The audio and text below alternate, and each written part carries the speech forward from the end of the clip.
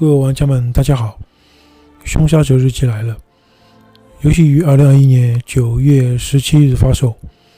游戏属于飞行类加捡东西过关的类型的游戏。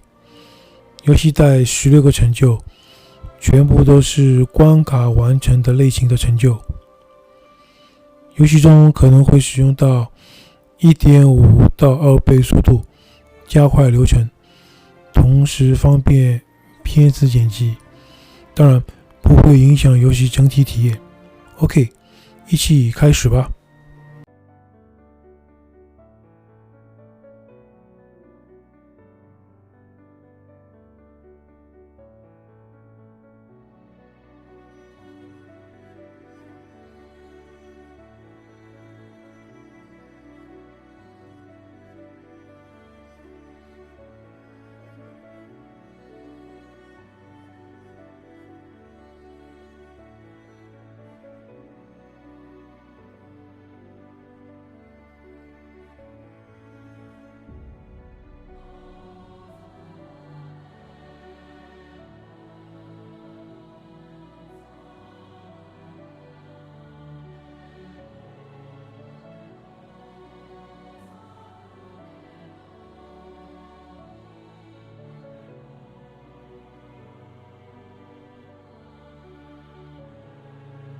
Human life is cheap in Blackford Alley, barely worth any more than the bullet it takes to snuff it out.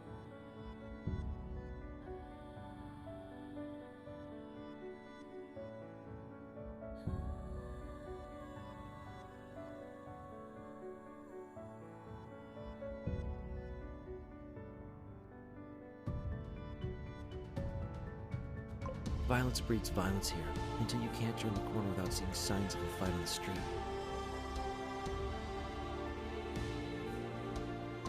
People hurt each other over big deals like honor and glory for their gang, when in reality, all they're doing is throwing their lives away.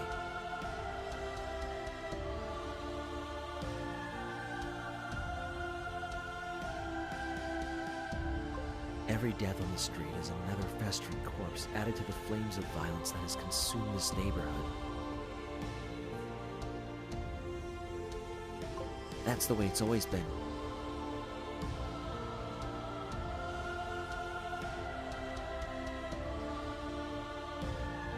I was a fool to ever think I was above it all.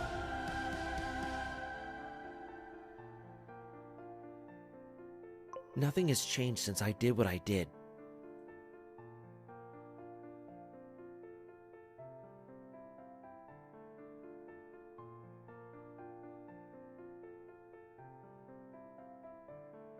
Good people still die for little to no reason, and my life is as miserable as ever.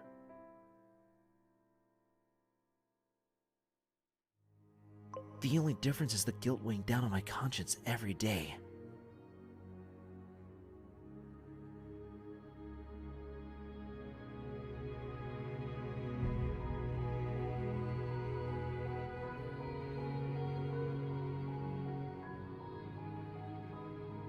While I have yet to truly regret what I did, I hope that by writing this down for someone to see after I die, I can somehow ease this tension inside me.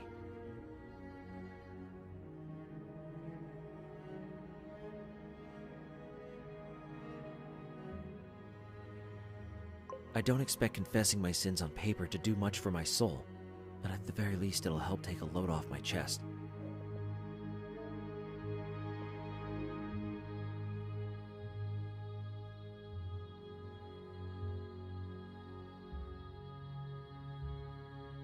Maybe help me sleep a little better at night, because these nights, it's not just the gunshots outside my room keeping me awake.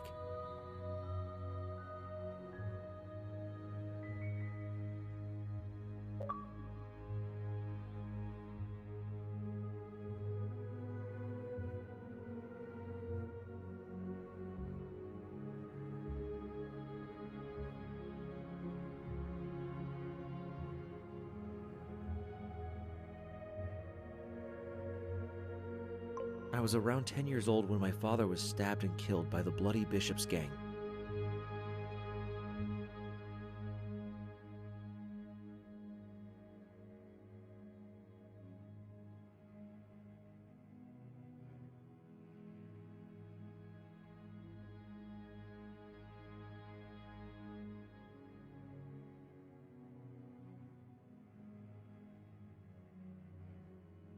Talk to anybody who knew him, and they'll tell you that he wasn't a perfect person.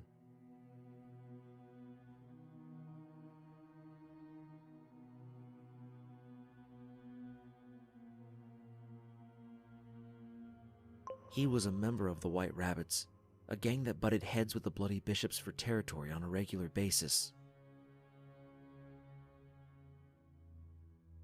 That is, until the Bishops wiped them and all other competition out altogether.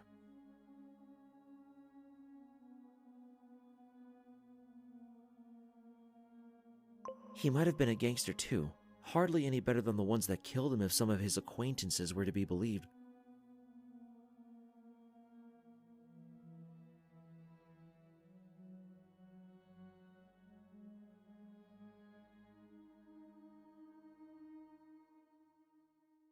But he was still my father.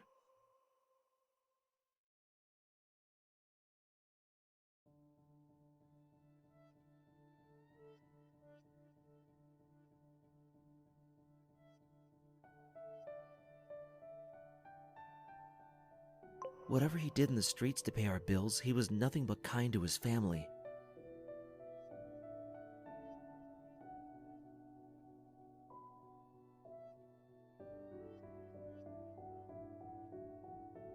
My mother loved him, my little sister adored him, and my older brother idolized him.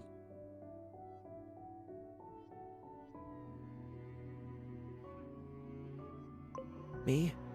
I was just grateful that I had a father who cared for me while most people I knew had fathers who walked out on them at birth.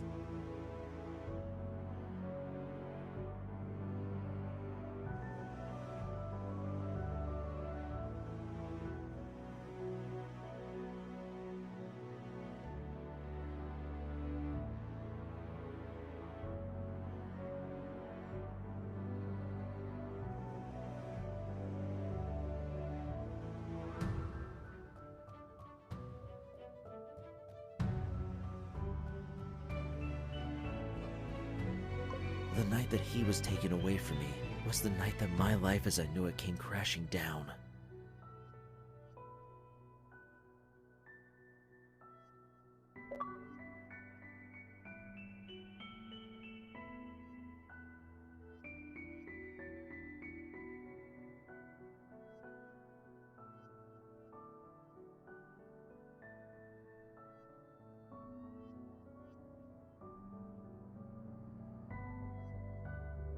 I was there when it happened.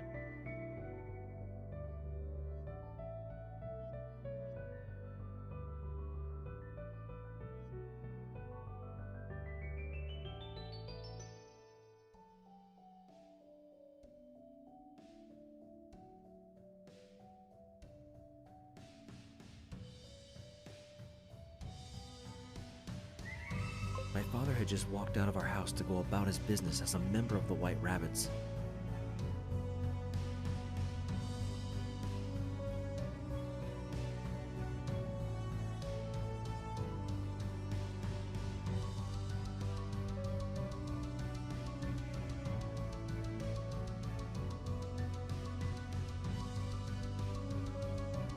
I still don't know exactly his job was in the gang, but I could make an educated guess.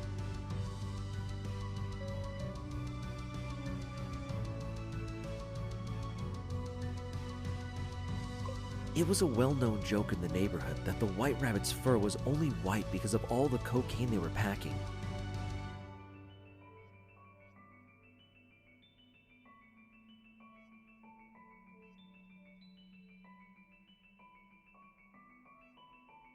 He was dressed in his gang color that day, presumably to announce to everyone around him to not fuck with him or risk invoking the wrath of the White Rabbits.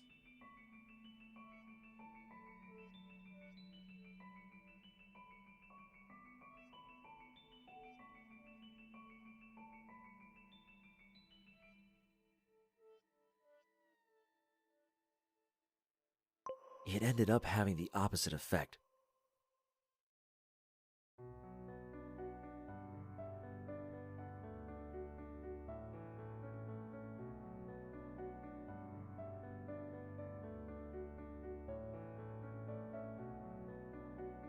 His pristine white jacket, his symbol of allegiance to his gang, was dyed red when a member of the Bloody Bishops ran up and stabbed him in the chest.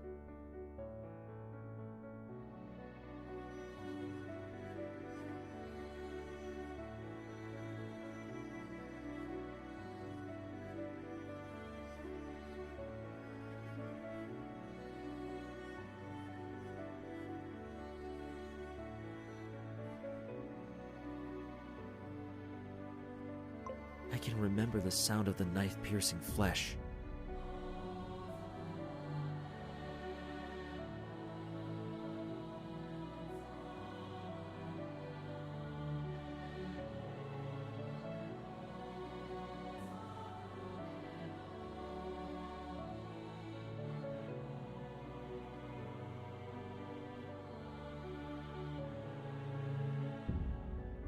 My father screamed of surprise.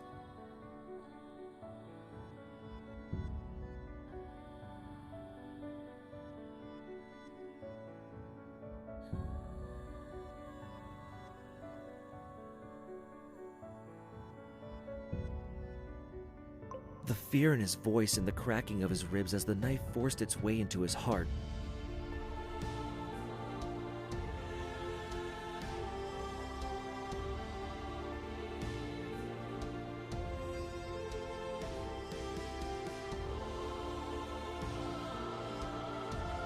His attacker kept stabbing his already collapsed body over and over again.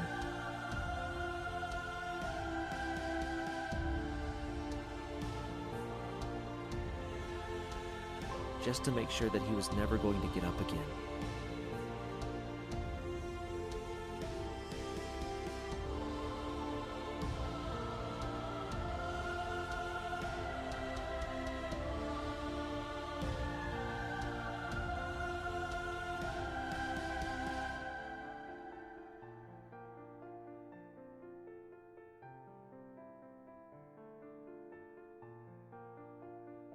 I can only pray that he was already dead by the first stab, and that I only imagine the sounds of gurgling that I heard that day.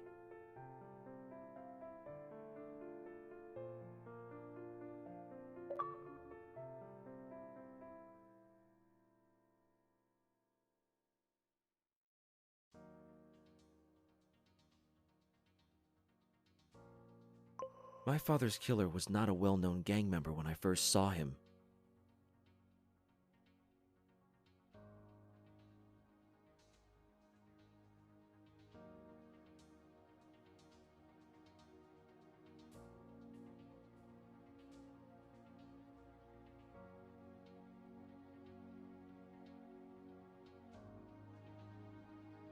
He was little more than another hoodlum from the Bloody Bishops who killed a man from a rival gang just to boost his street cred.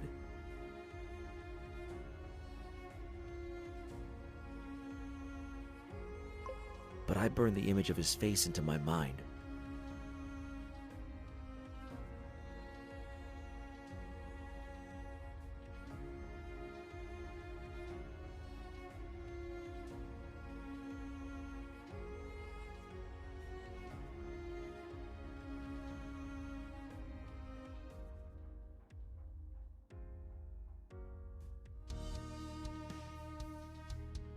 It haunted me every night for the remainder of my short childhood.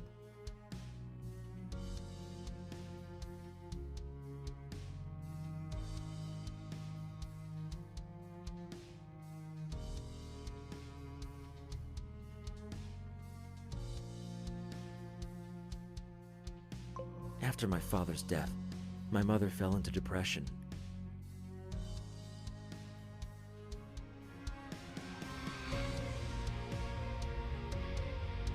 My sister and I tried her best to comfort her, but being children, neither her nor I could do much to help support our family.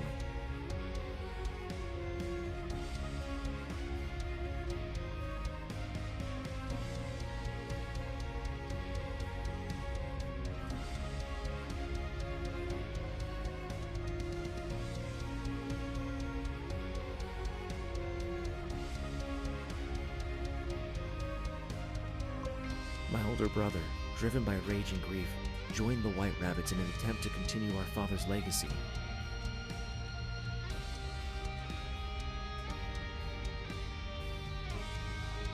It might have been a legacy of crime and violence, but I suppose in his mind it was a way to keep our father alive in his heart.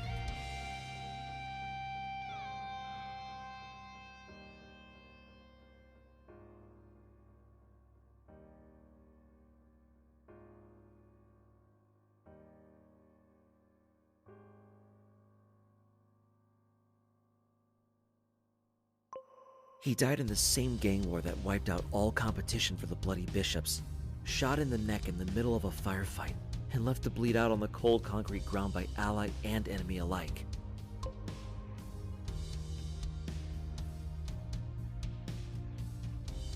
I only hope he had some sense of inner peace as he died fighting for our father.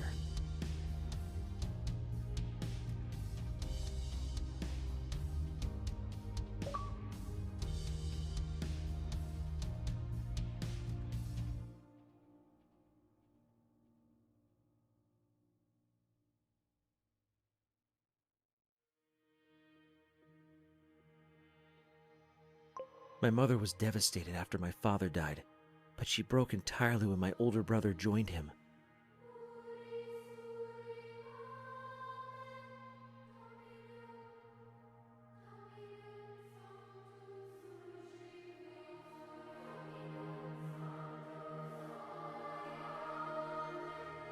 She was already throwing herself into her multiple part-time jobs to help raise us without our father's blood money paying our bills.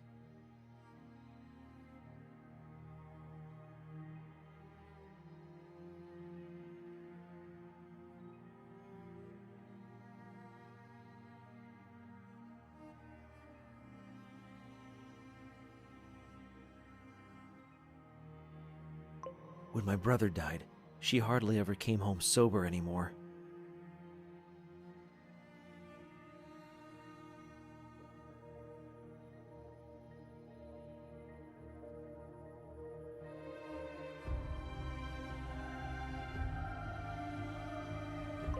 What little time she didn't spend working, she spent at the local pub drinking her troubles away, only to come home drunk in the wee hours of the morning for not nearly enough rest before her next shift.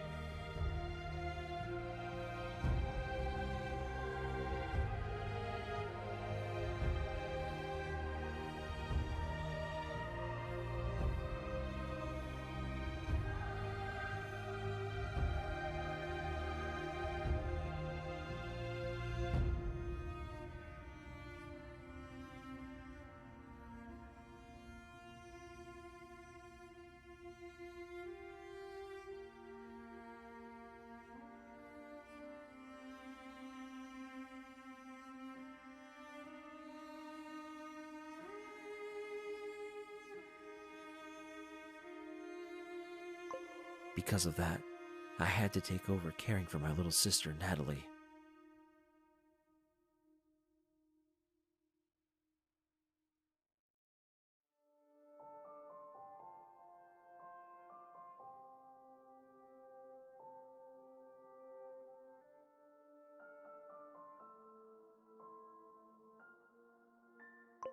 She was always a well-behaved girl.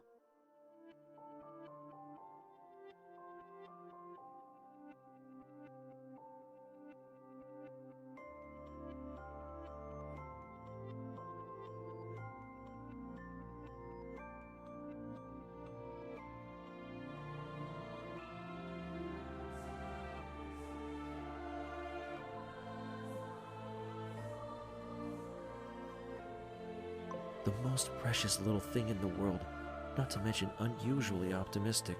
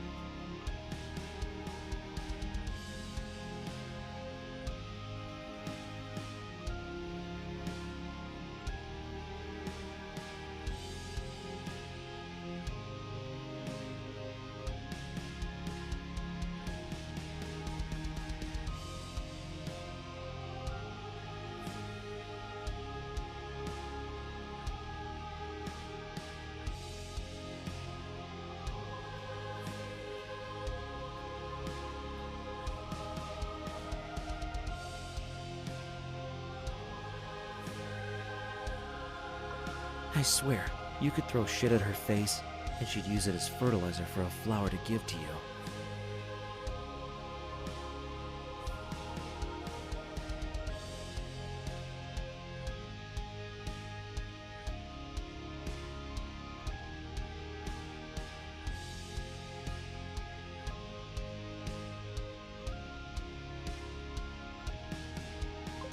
She was a welcome ray of constant sunshine in my otherwise bleak life, even if her absurd cheerfulness made me wonder if she had a few screws loose at times.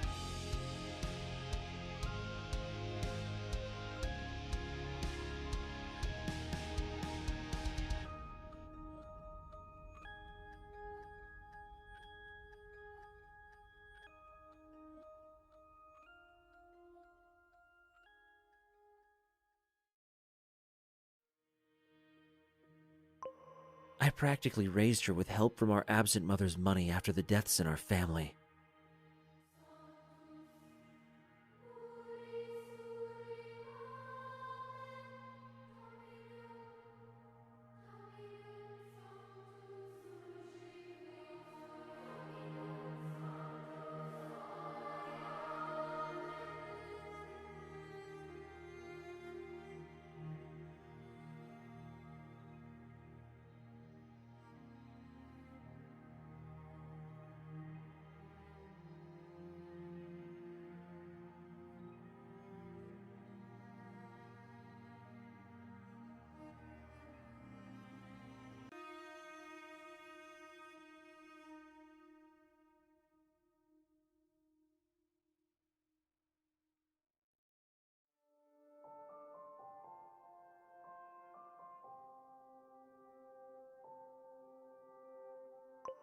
But as much as I loved her, and worried for my mother's declining mental and physical health, I could never let go of the same hate and spite that had consumed my older brother until he succumbed to it.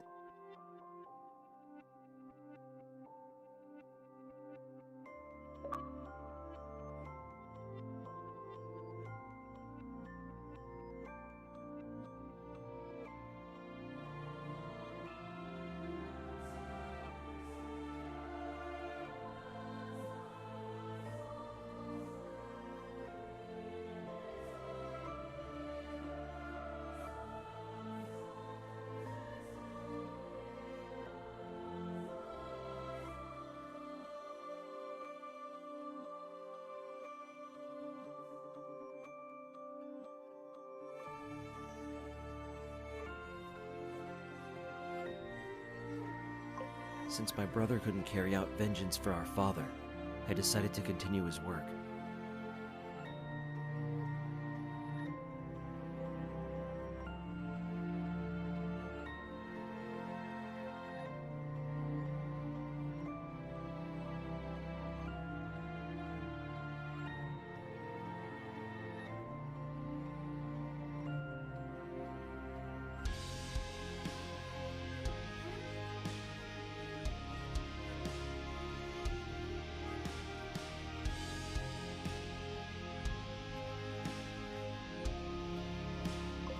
I thought that by doing that, I'd be able to not make his death be entirely in vain.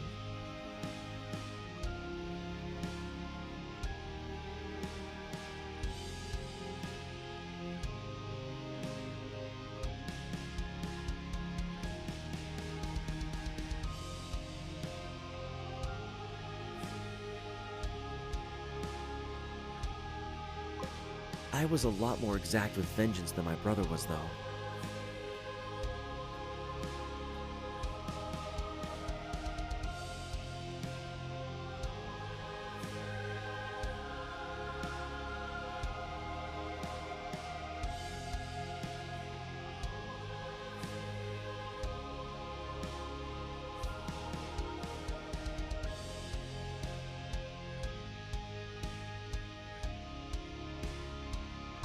Unlike him, I was able to see the face of our father's murderer, while he only saw the colors he wore.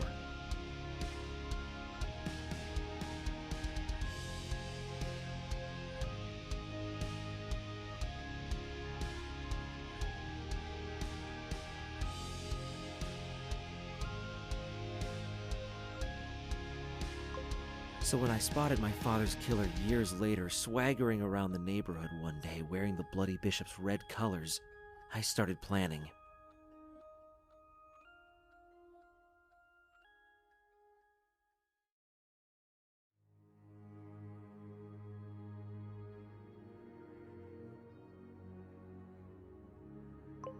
I was never the strongest kid in school, but I like to think that I was cleverer than most.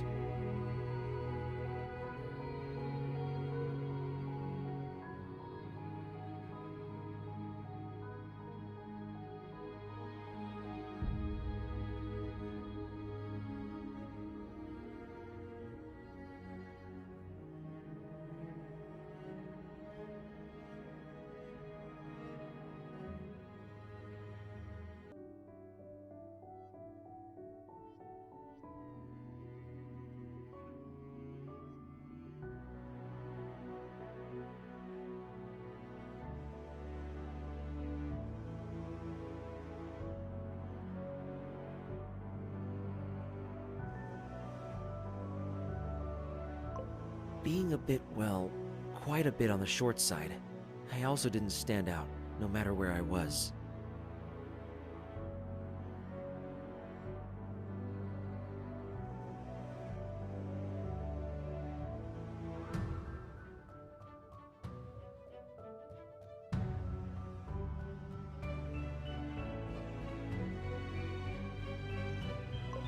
Blending into the background to avoid trouble was basically second nature to me.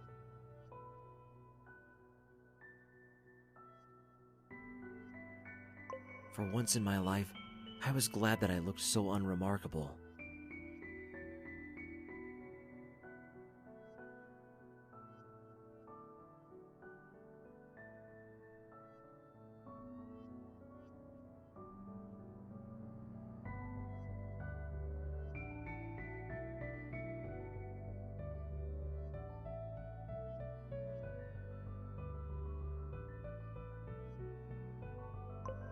It let me stalk the man who murdered my father, with him none the wiser to my presence.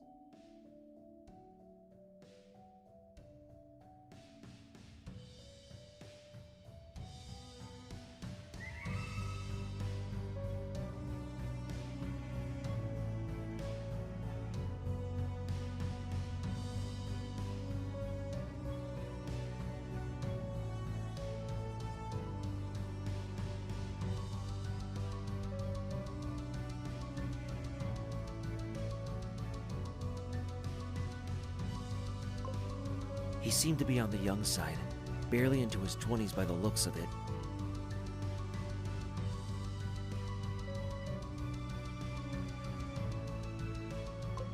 Everywhere he went, he did so in an aggressive swagger that demanded everyone's fear and attention.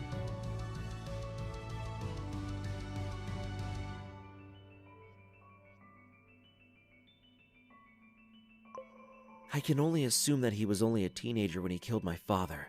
Not that that made him any less evil in my eyes.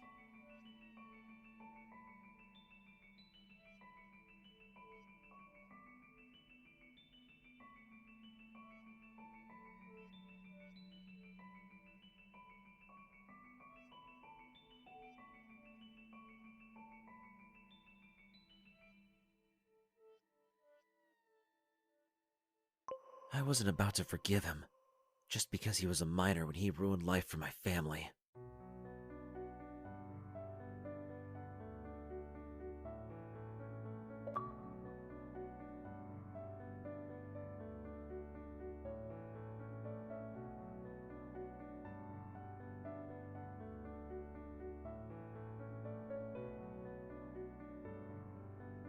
After stalking my father's murderer for weeks and memorizing his usual routes and routines, I finally learned his name, Sam Tenshanks Smith. Yeah, I was a bit confused about the nickname too at first. Then I overheard him bragging to some mates about the story that earned him that prestigious title. According to him, he got the nickname after he stabbed a senior member of a rival gang 10 times when he was only 15. A rival gang called the White Rabbits that no longer exists after the Bloody Bishops put an end to them once and for all.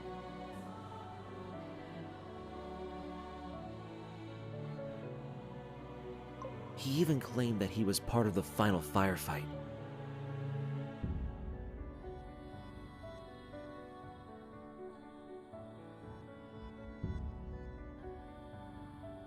I put two and two together, and my rage reached a boiling point.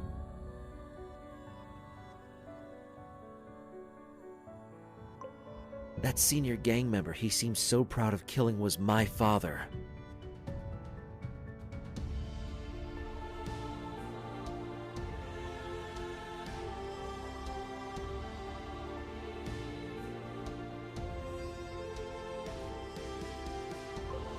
That final firefight with the White Rabbits was the one where my older brother died.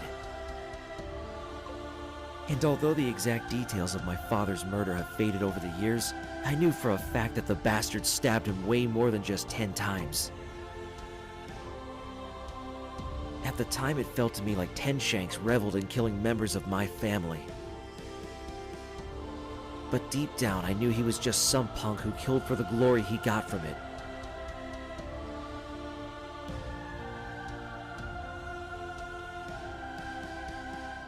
A simple-minded mad dog that the Bloody Bishops pat on the head every time he's sent out to kill their enemies.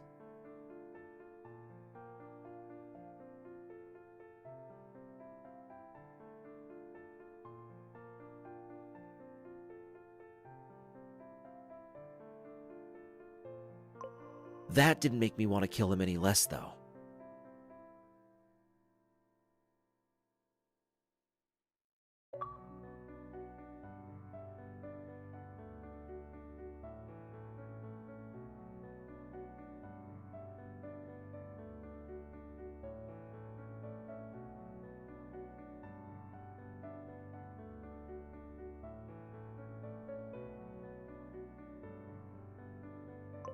I waited until I knew all of Sam's little habits by heart before striking.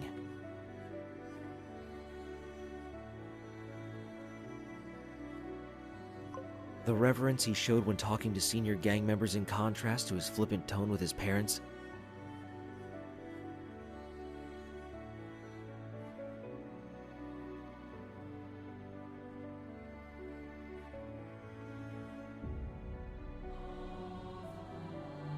The favorite shows he'd always make time for to watch at home every week.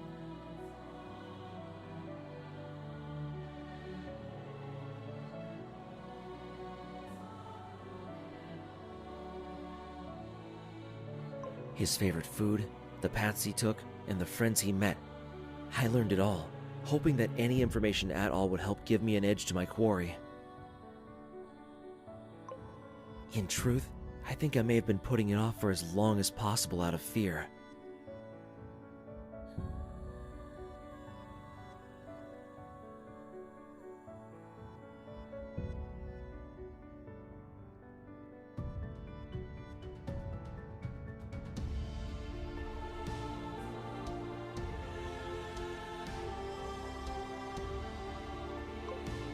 I'd never even been in a fight before, yet here I was planning to commit premeditated murder.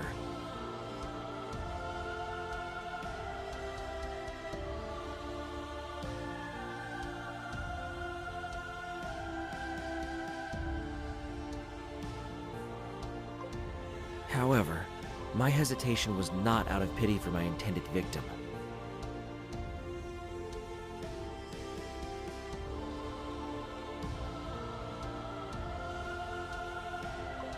Had I been given the opportunity to do so without consequence, I would have jumped at the chance to kill him.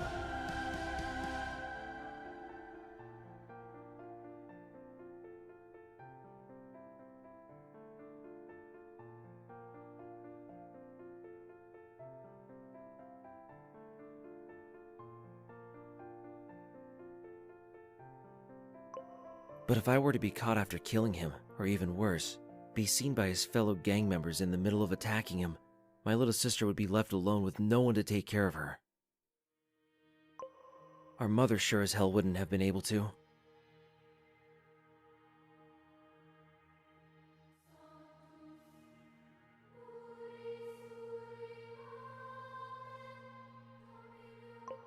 She barely made time away from work to sleep, much less care for her children.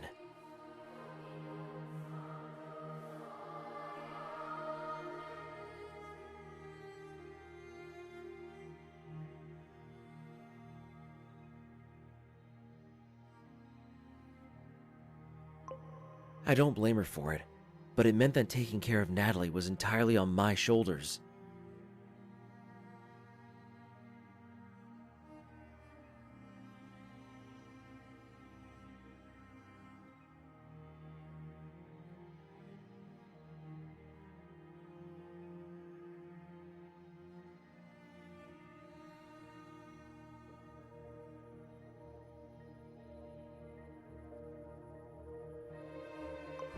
If I were to kill Sam Tenshank Smith, I would have to do so in a way that would let me get away scot-free, to see my sister grow up with the kind of childhood she deserved.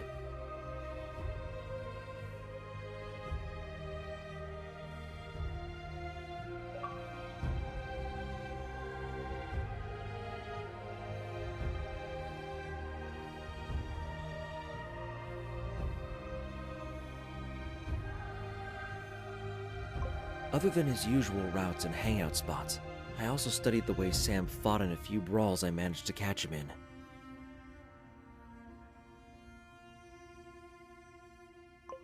I'm no martial arts expert, but even I could tell that he wasn't a trained fighter.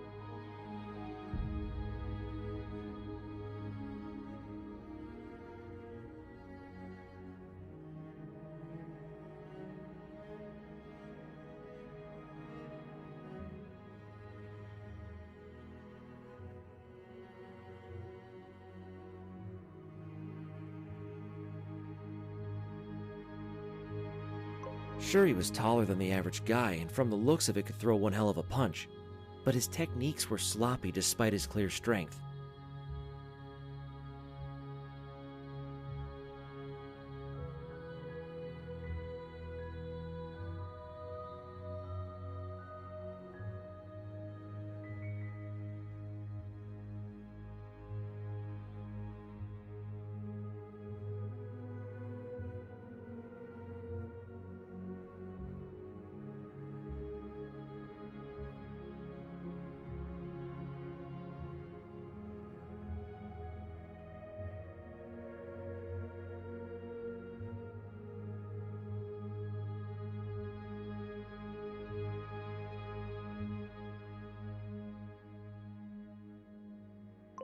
It was like seeing a spiked ball and chain being flailed around, powerful, but clumsy.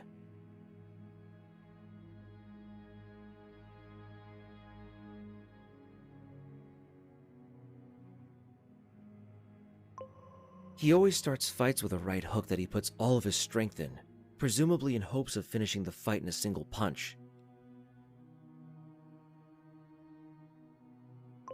It always leaves him staggering from the weight of his own punch, though his victim is always left much worse off.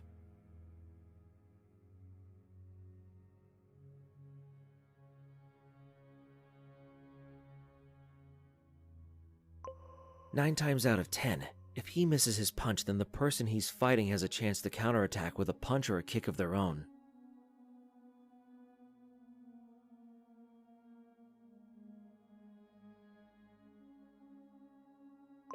I took note of that fact in particular.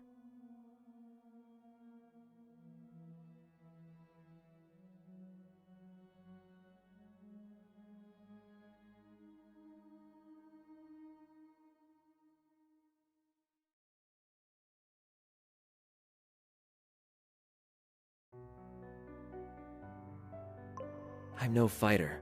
I'm probably the furthest thing from someone you'd think would pick a fight with a known gang member. The closest thing to a fight I'd been in was kicking an aggressive stray dog that was growling at my sister.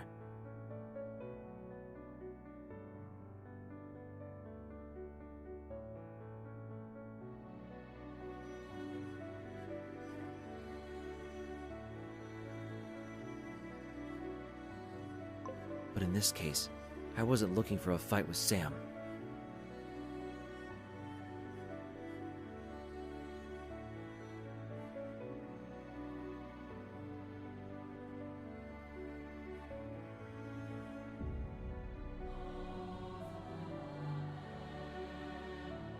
I didn't need to brawl with him to prove that I was better, or any of that rubbish.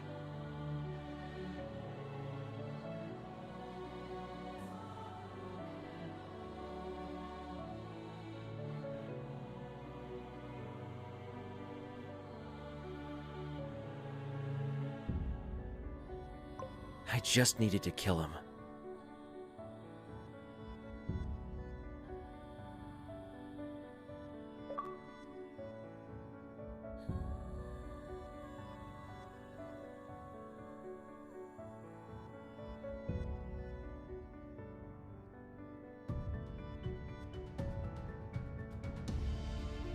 One of Sam's most frequented spots at night was the local burger joint.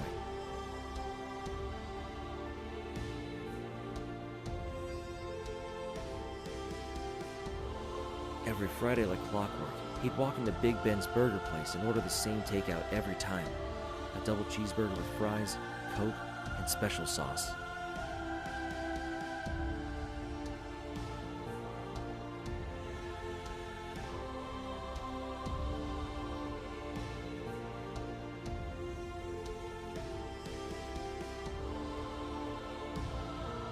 I found it a bit weird at first.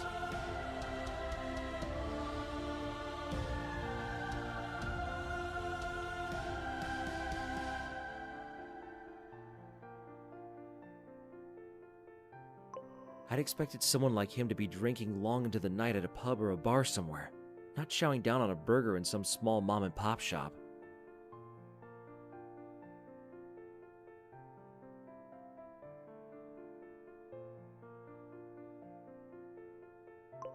So I did a little more digging and started staking out the burger joint every Friday, thinking that he must have had some ulterior motive to frequenting the place.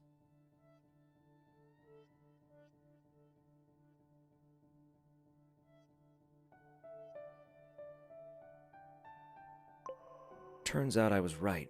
He was just the one the Bloody Bishops had tasked with extorting the place for their protection racket.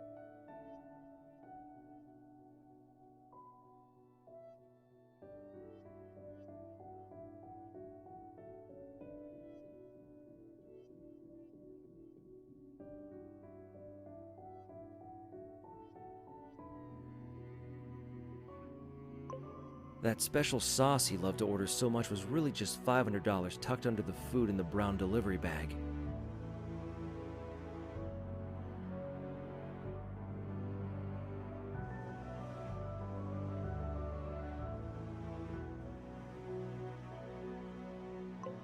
That helped explain why the little old couple who ran the place looked so terrified whenever he walked through the door.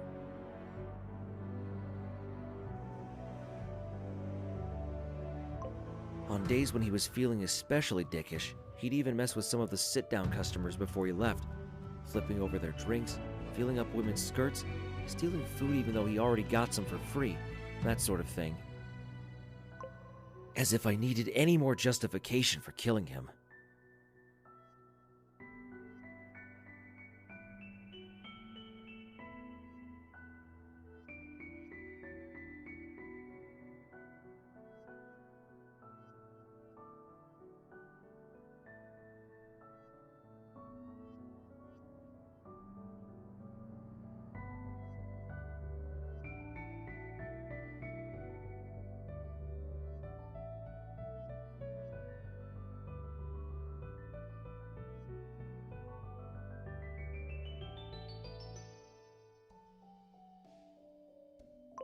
It was at that point that I thought that killing him would not only fuel my revenge, but also help a lot of people out in the neighborhood while I was at it.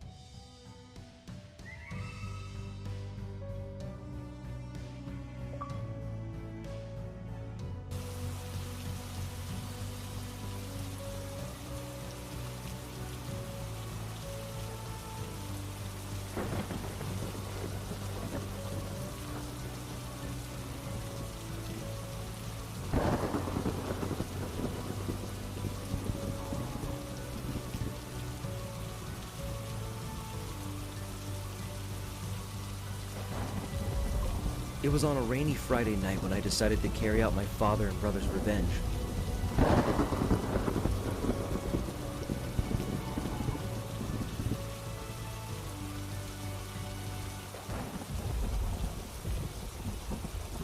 The sky was pouring as if it was mourning the life that was about to be taken that night, though I doubted that anyone shared its feelings.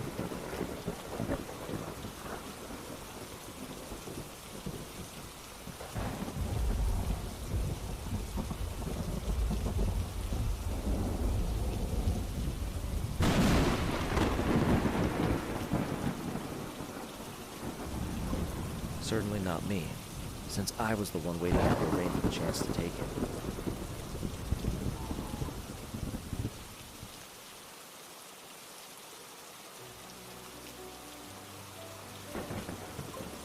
I'd waited so long for that moment.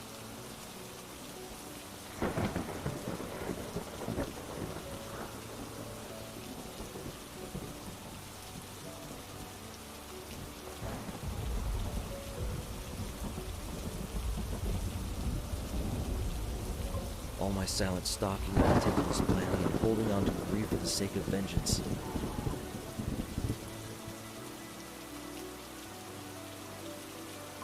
It was all to lead up to that one moment when I could take the life of the man who ruined mine.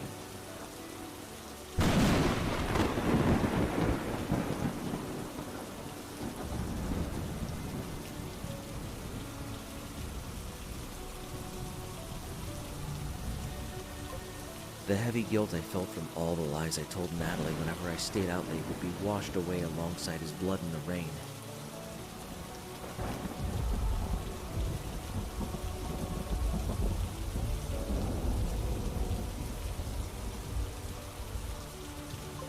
At least, that's what I thought as I gripped the knife so hard my knuckles turned white.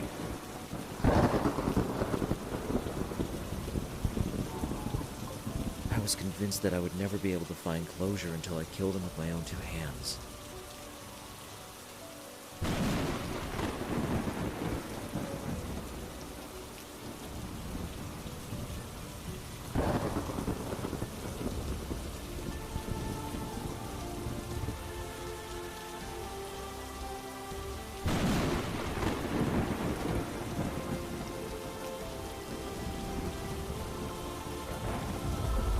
But as I stood there with my disposable raincoat's hood up in the alley, with the pitch-black sky pouring down on me, I almost wished that he wouldn't show up.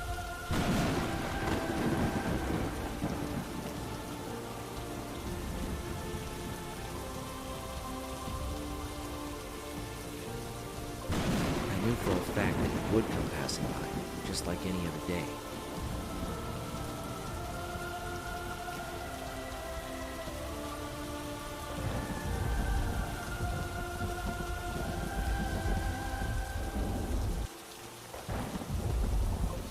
Even if he didn't want to be outside, the Bloody Bishops weren't going to let a little rain keep them from their sweet, sweet extortion money.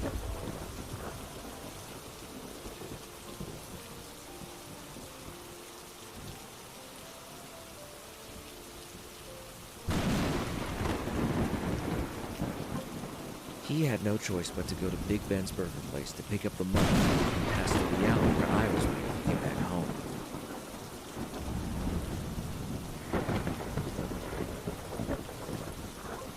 I'd planned for this night for the past year, going through every scenario in my head to make sure that I would not be caught no matter what.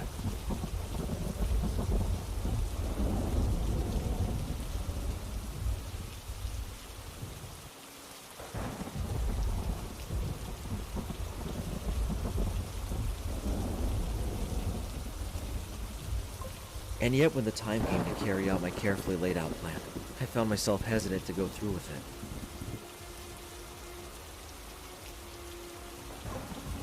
However, it wasn't cowardice that held me back.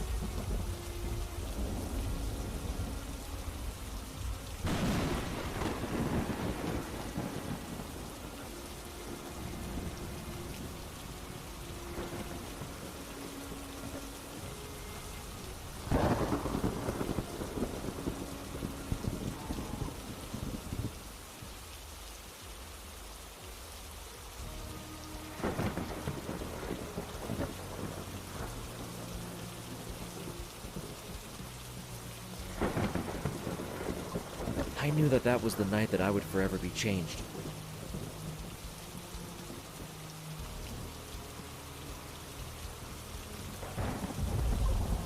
Even if nobody but me will ever know it, I would no longer be Jack Spencer, the kind older brother and dutiful son from that night on.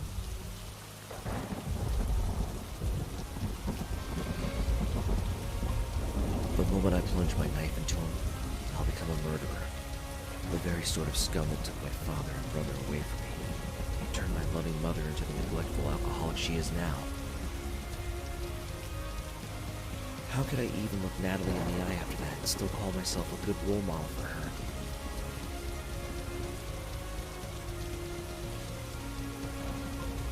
It took so much for me to convince myself that it was worth it, and even then, I remained unsure.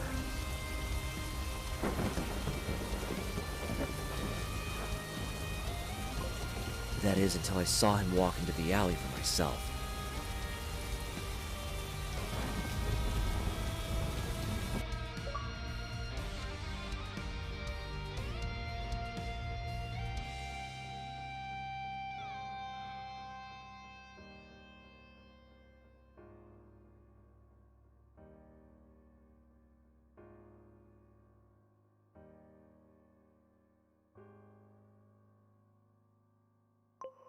The bastard bumped into me and said something along the lines of, "Out of my way, little bitch," as he did so.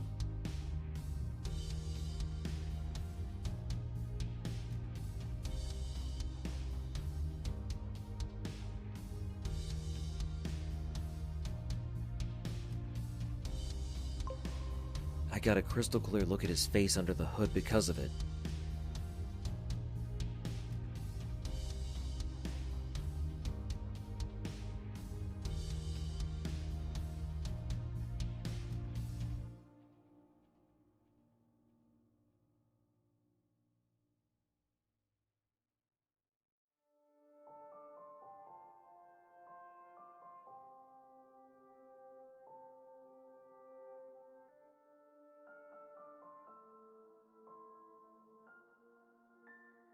Aside from the bear's tints of stubble on his chin, he looked exactly the same as he did the day he killed my father in front of me.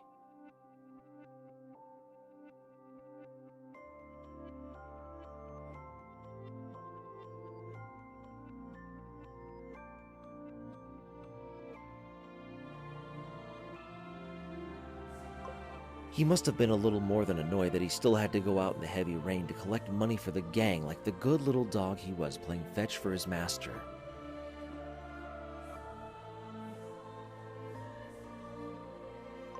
He wasn't wearing a raincoat or holding an umbrella. All he had to shield himself from the rain was a simple gray hoodie pulled over his head.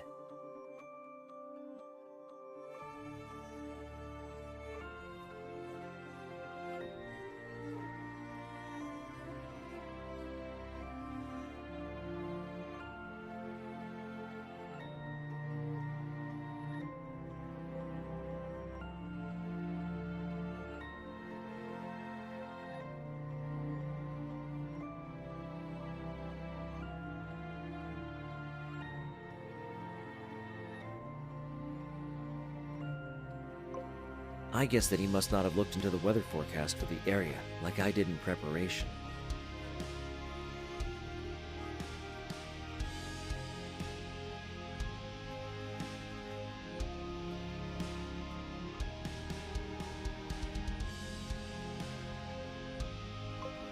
The rainwater had soaked into the thick fabric of his hoodie, weighing him down and making his already sloppy swagger even slower.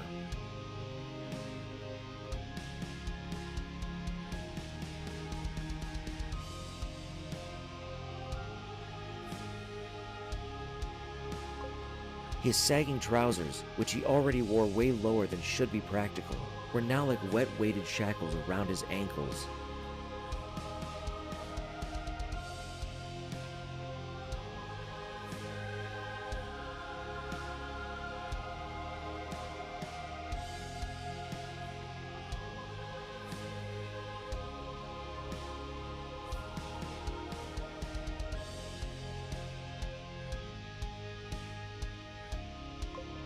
I couldn't have asked for a better outcome.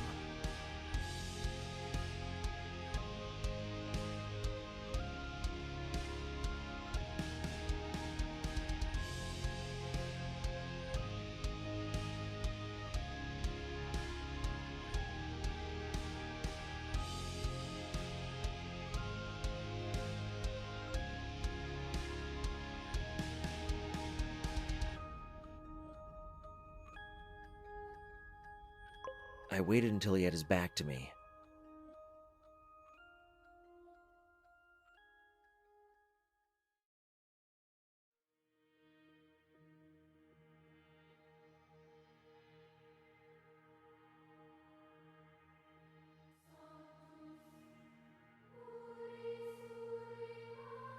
I wasn't looking for a drawn-out fight, just a quick kill.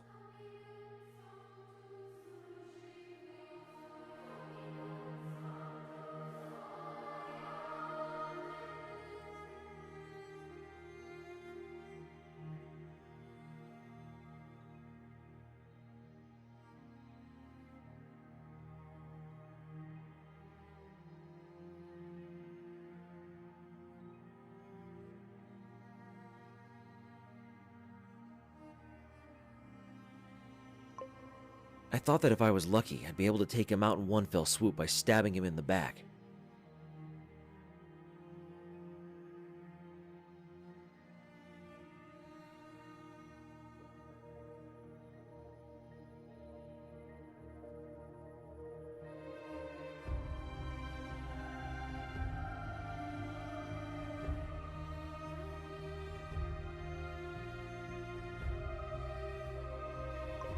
I took a deep breath, drew my knife from my pocket, and got to work.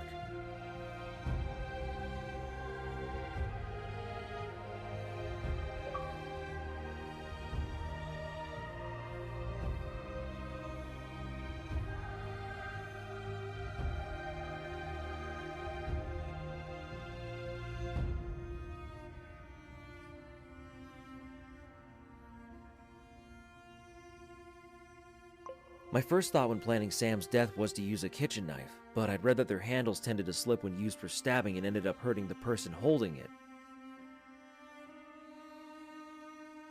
The last thing I needed was my DNA on Sam's corpse, so I opted to use an old combat knife I bought for $2 at a garage sale in a different part of the city instead. Of course, I also wore gloves to make sure that I didn't leave my fingerprints anywhere near the crime scene.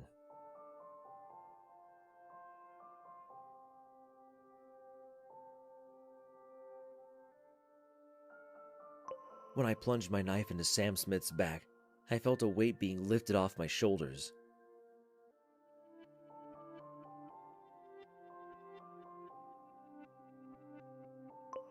Then, the cracking of his spine at the tip of the knife.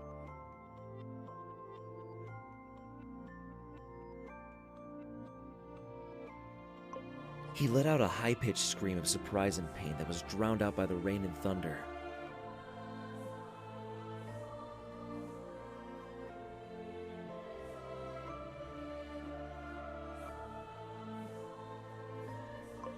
I was sure that he was already done for by the first stab.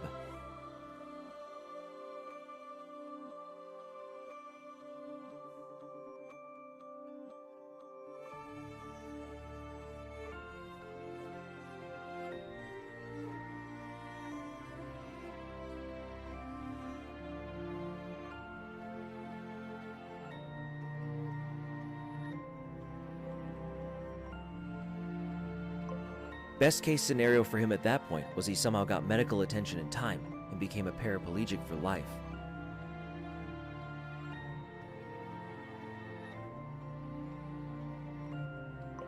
That wasn't enough for me, though.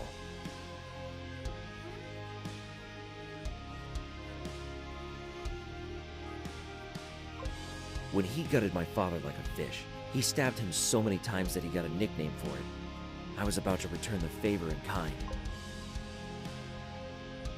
I brought my knife down on his back over and over again.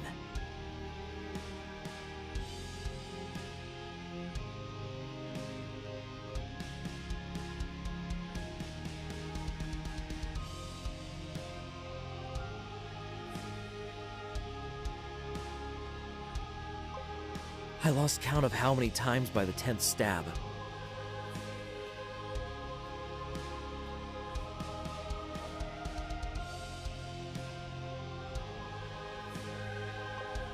In that moment, hearing him beg for mercy on the ground with his face planted in the dirt made all the waiting worth it.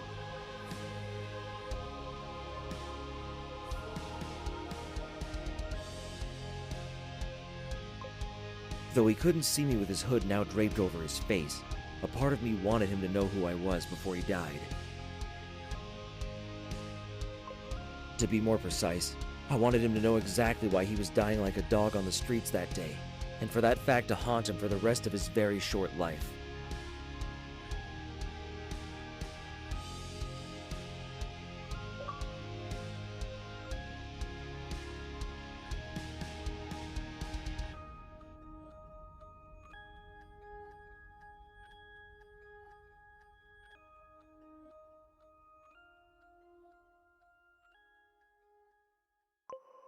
I flipped Sam over on the ground.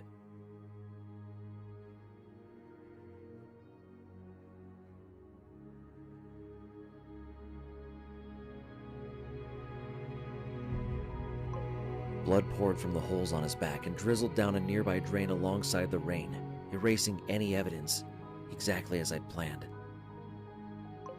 I looked him in the eyes, wide with fear and confusion.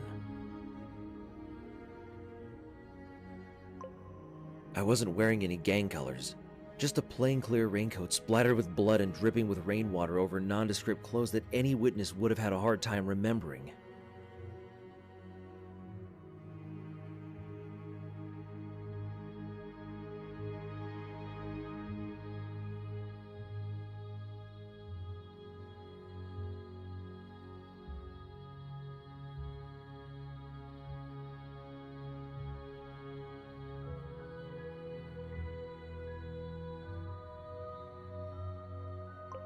He must have been racking his brain for gangs that I could have belonged to. He opened his mouth again, probably to ask me why I was doing this.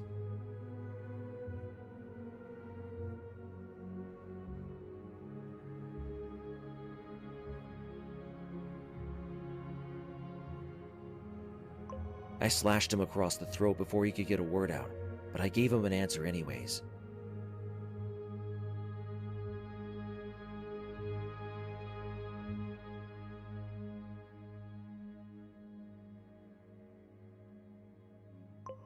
I told him exactly who I was, the son of the man he killed to earn this stupid little nickname.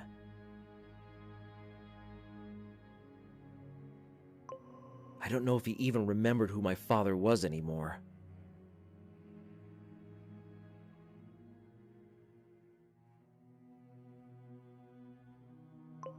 That didn't really matter anymore, though. He wouldn't have been able to give an answer while choking on his own blood. I watched as the life faded from his eyes.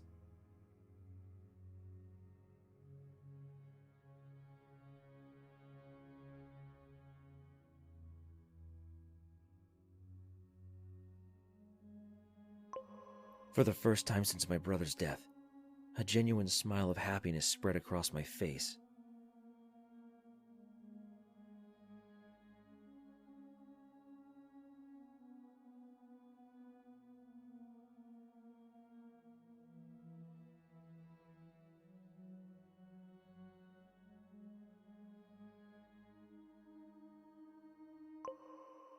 It was the last thing Sam Tenshank Smith saw before I sent him to hell with one last stab to the eye.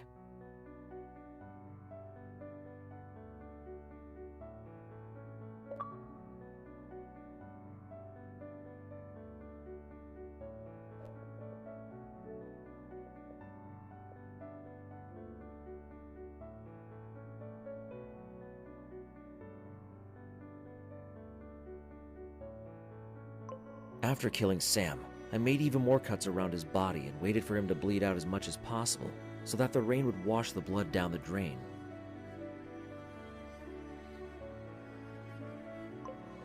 I knew that nobody would come around the alleyway. Sam himself chose to use the alleyway as his usual route because people hardly ever came by, making it less likely that anyone would see him while he was carrying his extortion money. Once most of the blood had been drained from his corpse, I dragged him over to a nearby dumpster and threw him inside.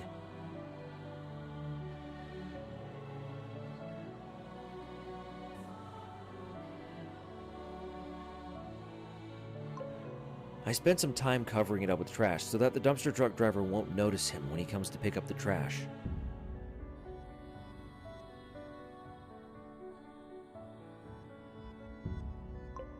I also threw the knife I used to kill him down the drain to be forever lost in the sewers.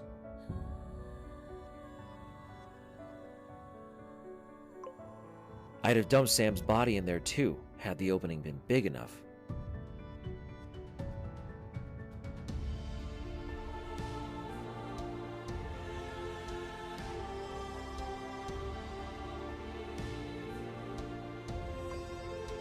I then washed off the blood from my raincoat with the rain, pocketed it, and used a collapsible umbrella to make my way home.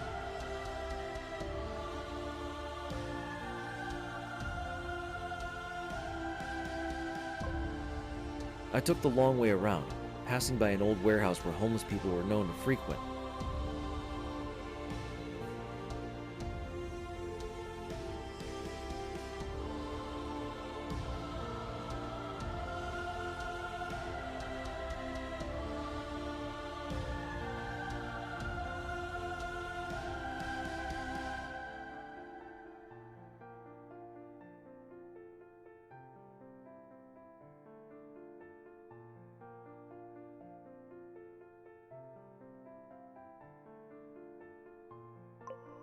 As expected, there was no one there at night.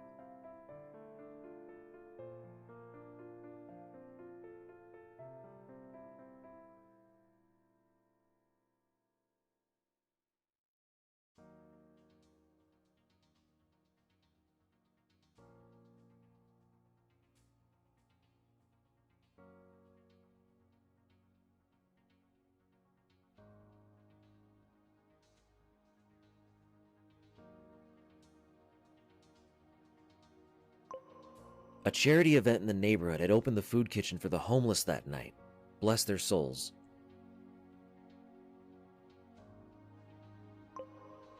I used one of the trash cans that the homeless had been using as a makeshift fire pit for the warmth to burn the raincoat I wore during the murder.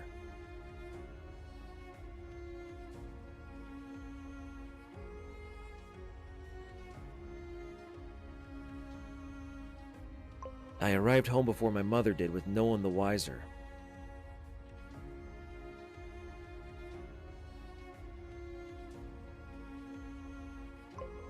I was happy that I could finally go back to just living my life now that Sam was dead, but when Natalie welcomed me back home with a smile, I felt something else well up inside me. Shame.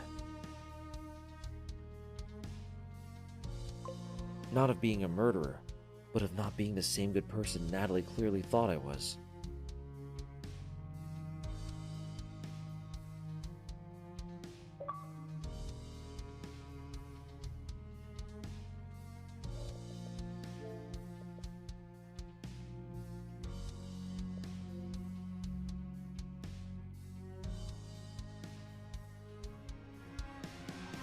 I've been living a lie since that day.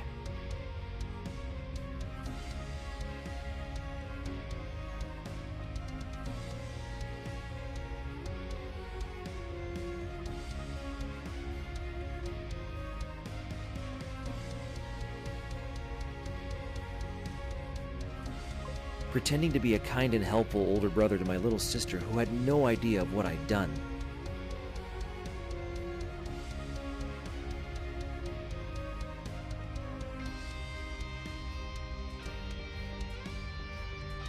The worst part, despite my feelings of guilt for lying to my sister, I've yet to regret killing Sam Smith.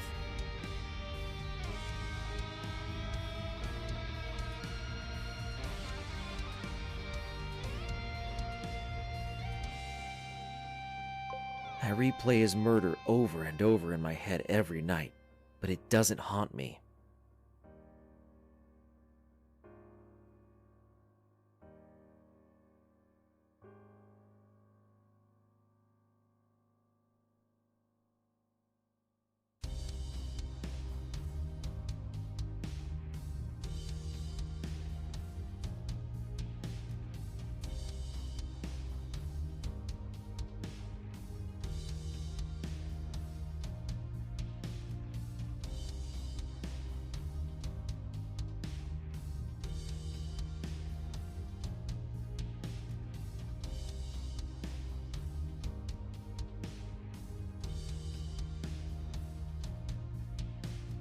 I miss it.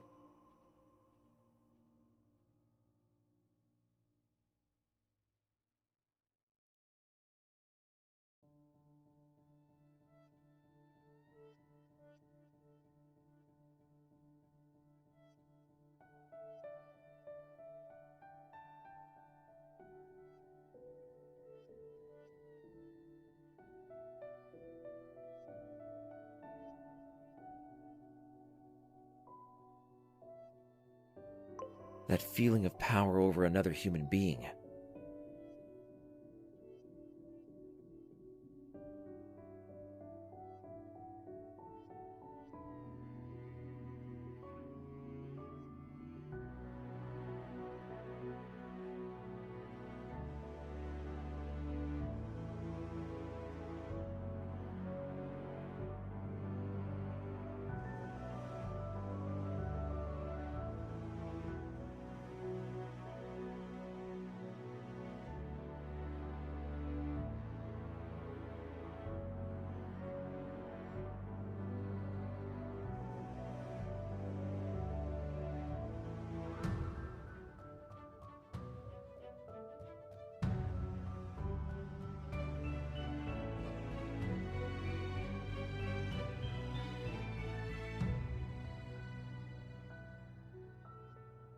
The indescribable satisfaction of a carefully laid out plan carried out to perfection.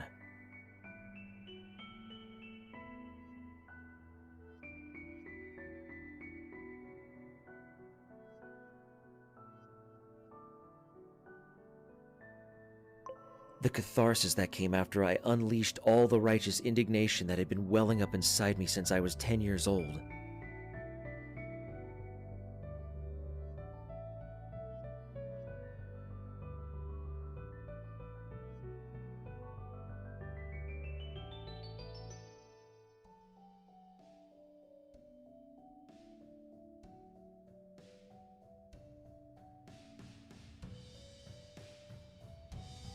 I want to feel it again.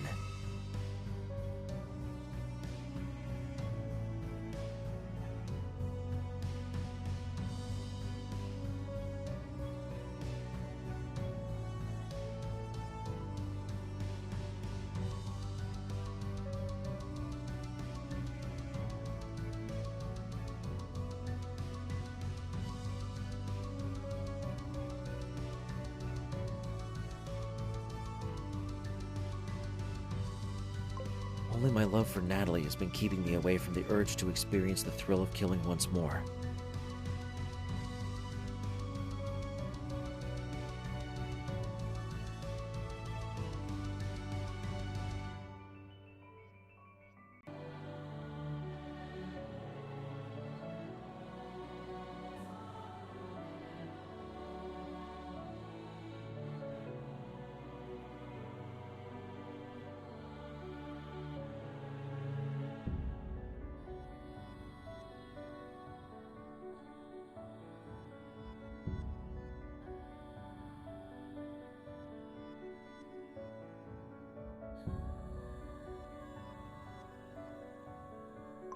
I can only pray it stays that way.